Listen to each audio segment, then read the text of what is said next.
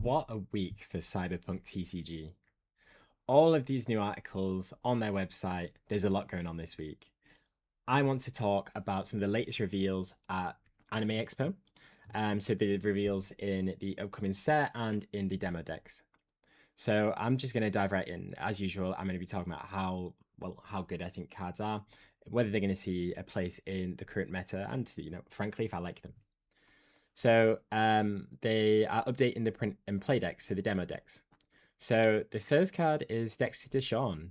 So we hadn't actually seen Dexter Deshawn previously. So he's new to the demo decks. He's a 3 energy cost 4 power unit, which is already decent stats. He's got 2 ram cost, and he's yellow. On play and on attack, you can adjust a gig by up to 1.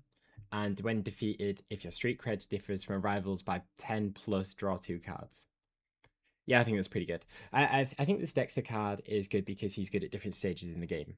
So your street cred might not be 10 different from your opponent in the early game, but actually in the late game, you might be looking at 10 different. And especially if you're playing this in a yellow deck, particularly maybe a yellow and blue deck, you're looking at usually lower gig values.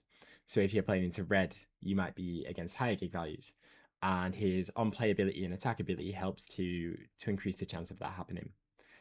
Taking out the ability, being a 3/4 is pretty good. And I think his artwork's pretty cool. I think I actually have some love for Dex. I don't hate the guy. I think this is a good card. I think this is going to see play. I'm quite excited to try this in some decks. Wow. That is a card. We have Sasha. Won't let you down. I'll be honest, I didn't actually know who Sasha was until I saw people in the Discord just really loving this character. And then I went and I watched the video and I can see why. And what an interesting card. Let's talk about the art for a moment. I mean, this is insane. I think the rarity on this is iconic. So this is one of the alt art iconic rares. In this case, I think this one is in the beta packs only, I believe.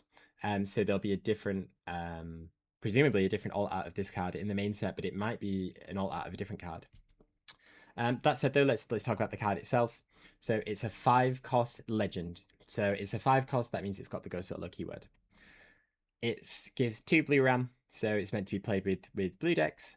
And on attack, you can reveal the top card of your deck, add it to hand. This unit gains power equal to the card's cost this turn. And on defeat, a rival discards 1. So there's so many different layers to this.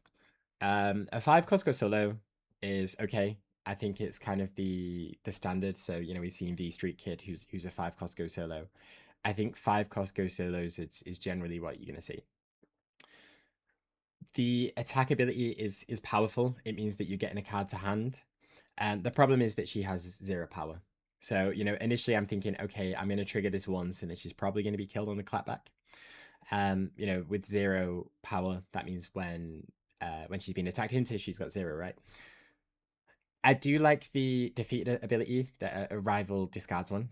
I think that's obviously very powerful. So you're going to go up a card, your opponent's going to go down a card. You have lost a resource, though, in order to play this card, because being a legend, she was once a resource. So I think this is in a really interesting sweet spot of this card might be really strong if you have the tools to protect her, to be able to attack multiple times, maybe. That could be really powerful. If you're not able to do so, maybe not. But again, I could see a world where you're maybe playing this with maybe Panam, and you're attacking, you're re-readying her, she's getting stronger, you're getting more cards. Might be a really interesting way to do it, especially if you can finish that off with something like Soul in the end game to then re-ready. Could be really, really powerful. So I think this card on the surface, okay. I think in the right deck, with the right deck builder, I think this card might really shine. She might be a very strong legend. Screw Lovelorn Fool is another red card. So we have a 5 energy cost red card, 2 ram requirement. It's a unit that has 7 power. On defeat, add another unit from your trash to your hand. That's quite powerful, especially with these stats. I think 5 cost 7 power is quite a decent stat line. And adding any unit from your trash to your hand is decent. So again, I think this card will see play, especially in early iterations of the game. I think I would consider playing this in some of my decks, depending on the power of other cards that we see revealed. But right now, 5 cost for 7 power is a pretty strong place to be in. So you know, I like you, Screw, even if you're a maelstrommer. My guy Vic. So we have Victor Vektor. Obviously he's a Ripper Doc on 3 energy. You can play this card. Okay, so he's 3 energy, 3 power. On play, you can play a Cyberware gear with cost 2 or less from your trash for free, and you have to equip it to another unit. The last stipulation, equip it only to another friendly unit, is very on theme. It's very thematic. It does make this card less powerful. That said, it would also be very powerful to be able to play essentially 5 cost worth of cards immediately. Again, in the right deck, he's good. I think this ability shines a little bit more in the mid game. So I think you're probably rarely going to do this on sort of turn 1, turn 2. I think he'll make the cut in gear decks, being able to play things for free. What's interesting is Cyberware gear. I'm not sure what Cyberware gear we have revealed so far. I can think of maybe 2 or 3. So as the pool for Cyberware gear widens, I think this probably becomes more powerful. And this is the Nadia fighting through grief card. We saw the artwork a long time ago. I think I remember Kawa saying this is his favorite artwork in the game.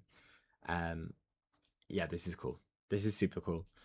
It's a 6 cost green card. It has 8 power, and its ability says if a rival controls more gigs than you, this unit can attack their gig area the turn it's played.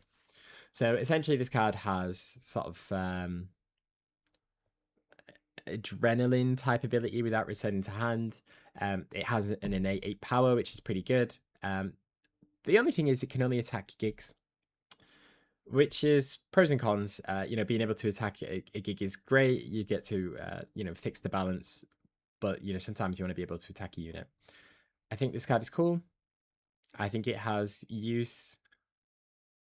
As the pool gets wider, I think other cards will probably be better. Given that a lot of the strongest cards are 7 cost, 8 costs, so in a lot of cases for the extra 2, there might be better cards, and I could be completely wrong. This card could be really, really strong. But right now, initially I'm thinking like it's going to be good at first, but over time, I think we're kind of going to move away from Nadia. That seems to be all the cards, but we do have the artwork for an upcoming card as well. So I'll talk about that briefly. So this is the Adam Smasher Metal Over Me. I love this card. I love this card design. This is the yellow Adam Smasher that wipes the board. I think it's a really cool card. I'm looking forward to get my hands on the promos. And then obviously we had the Adam Smasher Ender of Legends and Rebecca Having a Moment card. So these promos also got shown. We know that the Adam Smasher is the red 9 cost go solo Adam Smasher. We don't know Rebecca. We do know that she's coming in set 2. So we've been told that she's a set 2 card, so we'll know more in the future. So that's it for the reveals. I think these are really cool. Obviously, Sasha looks incredible. I'm really looking forward to seeing more of these iconic rares. And I'm looking forward to seeing, some of the builds, particularly with cards like Sasha, and going forward with Viktor, how Gia might be a real powerhouse. For me, I'm quite interested in some of these upcoming blue decks, these blue program decks. So I'm curious to see if there's a way I can sort of utilize the Sasha going forward. So keep an eye out for that. Guys, did I get it right? Are these cards better than I'm saying? Are they worse than I'm saying? Let me know what you think. Thank you.